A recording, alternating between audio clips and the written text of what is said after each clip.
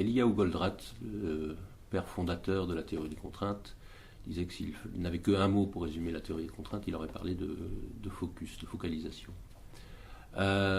Et pour l'avoir pratiqué maintenant depuis 30 ans dans 200 entreprises, je vois très bien ce qu'il veut dire.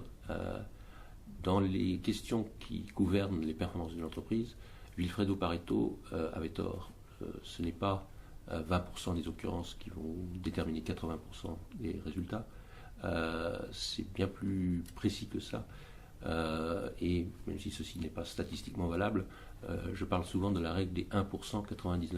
C'est-à-dire qu'il faut trouver le 1% de son organisation qui permette de contrôler, d'améliorer les 99% des résultats.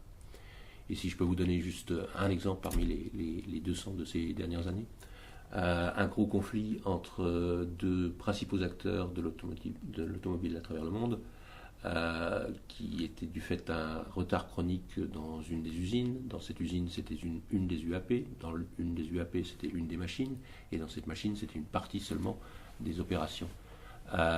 Donc voilà, c'était un problème de la taille d'une grosse boîte de chaussures qui déterminait un conflit entre deux multinationales, en fait. Et c'est si souvent le cas. Donc je vous encourage vraiment à essayer de vous focaliser, identifier le point critique, le chaînon faible, et de vous concentrer dessus parce que vous verrez que ensuite le reste de l'organisation va tout simplement suivre et les résultats seront spectaculaires. Et à ce sujet, méfiez-vous d'une chose, la partie la plus attractive de tout ceci, c'est effectivement de trouver le problème principal à traiter. La partie plus difficile, c'est d'apprendre à ne pas faire ce qu'on ne devrait pas faire, n'est-ce pas?